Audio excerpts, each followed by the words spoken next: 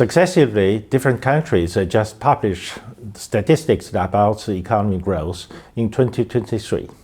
Actually, global economic growth in 2023 was not so brilliant. The global growth lacks momentum. So in that context, China's GDP growth rate, statistically speaking, is 5.2% in 2023. Some sectors have experienced a very strong growth, such as renewable energy or EV, electric vehicles. China's EV export is #1 in the world, and the number has surpassed all these other countries combined.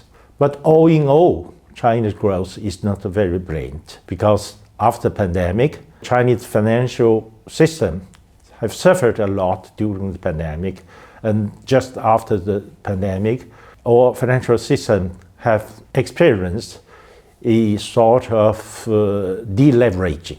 Those deleveraging process have hampered Chinese growth or Chinese firms' borrowing capacities and investment capacity.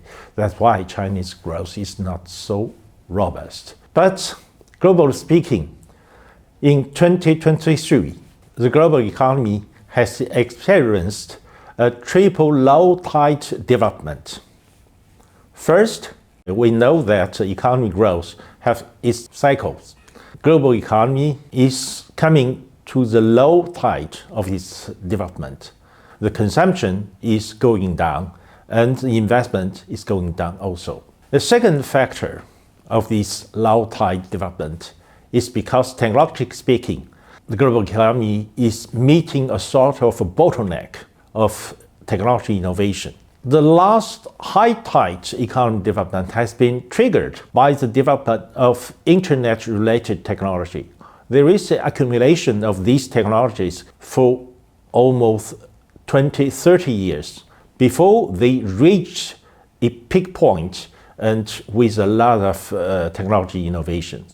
While today, even we focus on AI development, on quantum communication development, all these technologies need some time to be matured and to get a larger application in our society, to change our way of life, to change our production ways. So it needs time. The third factor is that the global economy is experiencing the end of a long period of monetary policy releasing or extreme accommodating monetary policy. The world is coming into a period of monetary policy tightening. More and more central banks of the major economy are tightening their monetary policies, starting from Federal Reserve in the United States and followed by European Central Bank, Bank of England, Bank of Japan. All these central banks are tightening their monetary policies now. In previous years, when the liquidity is so easy, the capital was chasing new technology. While today, those technology companies will have much more difficulties gathering new fundings from those capital markets, because those capital markets were looking for those bond investments, for those financial investments that could get better return than investing in those technology companies. While the global economy is slowing, the spotlight in global economy is the rise of global south. If you look at the developing countries, many of them are growing faster and they are becoming so-called emerging economies. I can quote a lot of examples. Indonesia is one of them. In Africa, some countries are becoming new emerging economies. Turkey is also one of these important new emerging economies. And the rise of global south is to some degree related to Chinese Belt and Road initiatives. In 2023, we just commemorate the 10th anniversary of Belt and Road Initiative, BRI. Since China launched BRI, China has strengthened its investment in those global south countries. those investments in infrastructures has improved greatly the environment of economic development. That's why more and more those countries becomes more performing in their global development, in their economy structure, and in their development rates. Previously, in the 1970s, when the G7 created the Group of Seven, they represent almost more than 80% of global economy, while today, the G7's GDP represents only 30% of global economy. Even BRICS countries, without its enlargement, 5 BRICS countries represent more than 31% of global economy.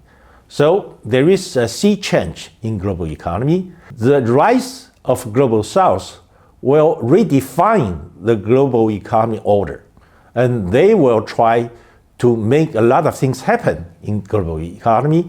In 2024, global economy will continue to experience a very, very difficult phase of development. For example, 2024 is a super election year. Election will be conducted in more than 30 major economies in the world. It will touch upon more than 3 billion people in the world. The focus will be shifted from economic development to some extent to political fight within their national framework. That's why I'm afraid that 2024 would not be a strong economic growth year. Apart from this, a lot of tensions are rising in the world, let alone Ukrainian war and Gaza war. There is a lot of tensions between Korean Peninsula, for example, with military exercise conducted by South Korea and the United States. North Korea is launching some alarming voices. And then North Korea said that facing these kind of challenges, new challenges, they will be prepared to counterattack. And also across Taiwan Strait, they have just elected someone who previously had defined its position as a defender of the separatists in Taiwan. So that could also trigger some tensions across Taiwan Strait. All these tensions could be called some geopolitical tensions. These geopolitical tensions will also hamper the global economic development. So 2024 wouldn't be a very easy year for global growth. Nevertheless, 2024 probably may witness an economic recovery, a stronger economic recovery in China. Because starting from the second half of 2023, Chinese government have taken some measures to support Chinese economic recovery. All these measures are making effect more and more. Looking at China's consumption curve is rising very, very quickly. In many, many cities, we are witnessing a return of tourists. Tourists across countries are visiting many, many cities. That created more opportunity for tourism, for financial development, for consumption. So all these will continue in 2024, and 2024 will be supported by increasing consumption in Chinese domestic market, and probably by more investment in some new technology, because Chinese government is planning a coming back in many key technology sectors.